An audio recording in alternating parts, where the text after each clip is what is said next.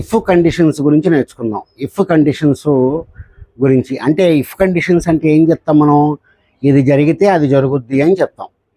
ఇది జరిగితే అది జరుగుద్ది అని మీరు కనుక చెప్తే మీరు కండిషన్ గురించి మాట్లాడచ్చు. కండిషన్స్ గురించి మాట్లాడుతున్నారు అని చెప్పి అర్థం. ఇప్పుడు చూడండి నువ్వు రోజు ఎక్సర్సైజ్ చేస్తే నీకు మంచి హెల్త్ ఉంటుంది అని చెప్తాను. అంటే అది కండిషన్ అనమాట. నువ్వు కనుక ఎక్సర్సైజ్ చేస్తే అనేది కండిషన్. అలాగే ఇప్పుడు మనం ఈ ఇఫ్ క్లాజెస్లో, ఈ కండిషన్ క్లాజెస్లో మనం ఏం చేస్తున్నాం అంటే థర్డ్ కండిషన్ నేర్చుకుంటున్నాం. ఇవాళ మనం నేర్చుకునేది ఏంటయ్యా అంటే థర్డ్ కండిషన్. ఏంటి థర్డ్ కండిషను? థర్డ్ కండిషన్ ఏంటి అంటే చూడండి ఒకసారి. ఏంటంటే థర్డ్ కండిషను నువ్వు చూడండి ఎలా చెప్తావంటే ఇది థర్డ్ కండిషను. నువ్వు నన్ను అడుగుంటే నేను వచ్చి ఉండేవాడిని అని చెప్తాం. నువ్వు అడుగుంటే నేను వచ్చి ఉండేవాడిని. నువ్వు నన్ను పెళ్ళికి పిలుచుంటే నేను పెళ్ళికి వచ్చి ఉండేవాడిని. నువ్వు బాగా చదువుంటే పాస్ అయి ఉండేవాడివి అనేటువంటి కండిషన్స్ గురించి మనం మాట్లాడతాం. నువ్వు బాగా చదువుంటే పాస్ అయి ఉండేవాడివి. నువ్వు నన్ను అడుగుంటే నేను నీ హెల్ప్ చేసి ఉండేవాడిని. నువ్వు తొందరగా లేసుంటే నువ్వు బస్ క్యాచ్ చేసి ఉండేవాడివి. ఇవన్నీ కూడా మనం స్పోకెన్ ఇంగ్లీష్లో ఎలా చెప్తాము ఇవన్నీ కూడా అంటే చూడండి ఇక్కడ ఏం జరిగిందంటే నువ్వు బాగా చదువుంటే పాస్ అయి ఉండేవాడివి అంటే మీనింగ్ ఏంటి? నువ్వు బాగా చదవలేదు, పాస్ అవ్వలేదు అని. నువ్వు పొద్దున్నే లేసుంటే బస్ క్యాచ్ చేసేవాడివి. ఉండేవాడివి అంటే నువ్వు పొద్దున్న లెగలేదు, బస్ క్యాచ్ చేయలేదు. నువ్వు నన్ను పెళ్ళికి పిలుచుంటే నేను వచ్చి ఉండేవాడిని. నువ్వు నన్ను పిలవలేదు, నేను రాలేదు. ఇవన్నీ కూడా మనం ఇంగ్లీష్లో ఎలా చెప్తామంటే దీనికి ఒక సిస్టమేటిక్గా ఉందండి. చూడండి నువ్వు నన్ను పెళ్ళికి పిలుచుంటే ఇఫ్ అనేది రాస్తాం. ఇఫ్ యూ హ్యాడ్ ఇన్వైటెడ్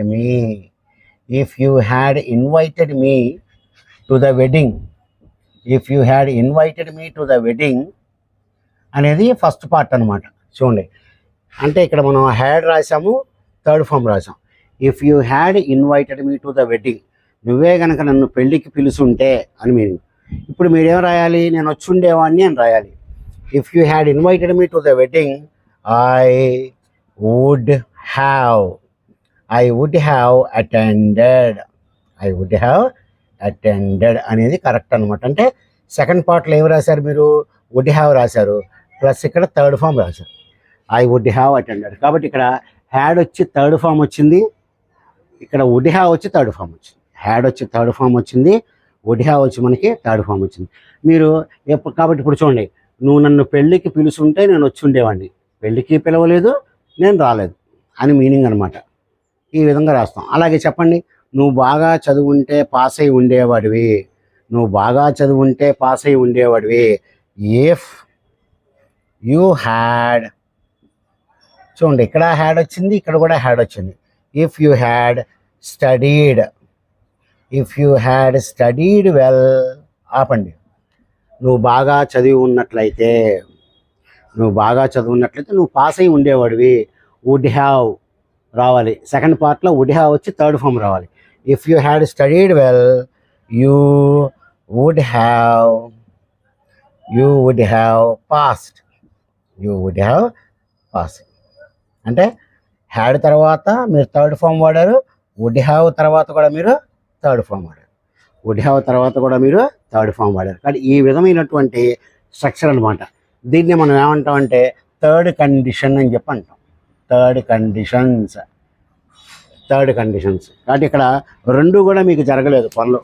ఇక్కడ మీకు రెండు పనులు కూడా మీకు జరగలేదు అనేటువంటి చెప్పడానికి మనం ఇట్లాగా చెప్తూ ఉంటాం. ఇక నువ్వు గనక నాకు సలహా ఇచ్చుంటే నేను అక్కడికి వెళ్ళి ఉండేవాడిని.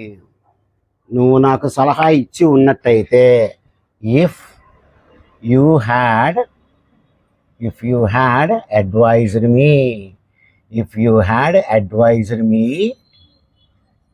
నువ్వు నాకు సలహా ఇచ్చి ఉన్నట్లయితే నేను అక్కడికి వెళ్ళి ఉండేవాడిని.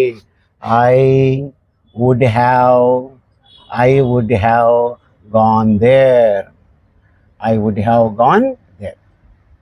అది నువ్వు నాకు సలహా ఇచ్చుంటే నేను అక్కడికి వెళ్ళి ఉండేవాడిని. అది రైట్. నువ్వు నాకు డబ్బులు అప్పిచ్చుంటే నేను ఇల్లు కట్టుకునేవాడిని. నువ్వు నాకు డబ్బులు అప్పిచ్చుంటే, ఇఫ్ యూ హ్యాడ్ లెంట్ అంటే ఇవ్వటం. If you had lent some money ఇంతటితో ఆపండి కామ. నువ్వు నాకు డబ్బులు ఇచ్చుంటే నేను ఇల్లు కట్టుకొని ఉండేవాడిని. I would have built a house. నేను ఇల్లు కట్టుకొని ఉండేవాడిని. చూడండి, బిల్ట్ నేను ఇల్లు కట్టుకొని ఉండేవాడిని. అది రైట్. నువ్వు తొందరగా లేసుంటే కనుక ట్రైన్ క్యాచ్ చేసి ఉండేవాడివి. If you had woken up. చూడండి, హ్యాడ్ తర్వాత థర్డ్ ఫామ్ వాడా. If you had woken up early. ఆపండి. నువ్వు తొందరగా లేచి ఉన్నట్లయితే నువ్వు ట్రైన్ క్యాచ్ చేసి ఉండేవాడివి. యూ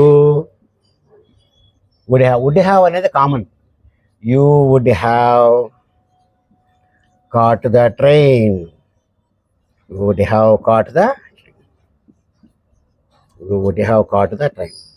నువ్వు గనక తొందరగా లేచి ఉంటే నువ్వు ట్రైన్ క్యాచ్ చేసి ఉండేవాడివి.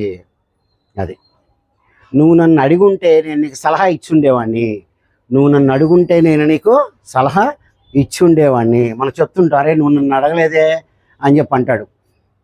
రైట్. కాబట్టి నువ్వు నన్ను అడుగుంటే, if you had asked me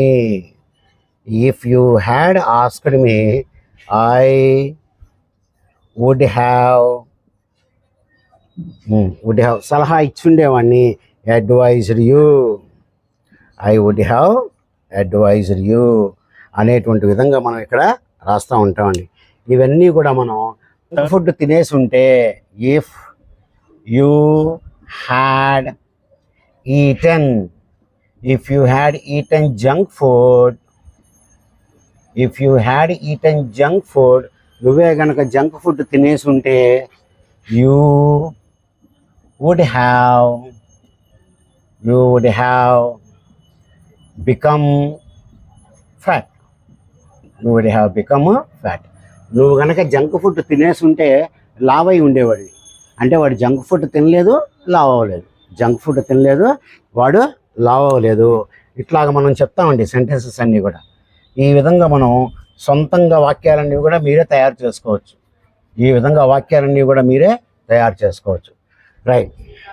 right. Okay. నువ్వు గ్లాసు వదిలేసి ఉంటే పగిలిపోయి ఉండేది. If you had dropped the glass,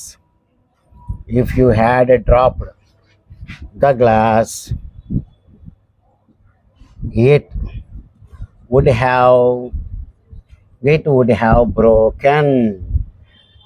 have broken. నువ్వు గనక గ్లాసు వదిలేసి ఉంటే పగిలిపోయి ఉండేది. అంటే అది వదలలేదు, గ్లాసు పగలలేదు. ఈ విధంగా మనం సెంటెన్సెస్ అన్నీ కూడా చాలా ఈజీగా రాసుకోవచ్చు. ఓకే డియర్ స్టూడెంట్స్, ఇది శివాస్ ఇంగ్లీష్ గ్రామర్ మనం ఇట్లాగే వీడియోస్ చాలా కాలం బట్టి చేస్తున్నాను. మీకు వీడియో నచ్చితే లైక్, షేర్ అండ్ సబ్స్క్రైబ్ చేయండి. వీలైతే నా ఛానల్కి మెంబర్షిప్ తీసుకోండి. నా ఛానల్కి సపోర్టివ్గా ఉండండి. Right. Good day to you students.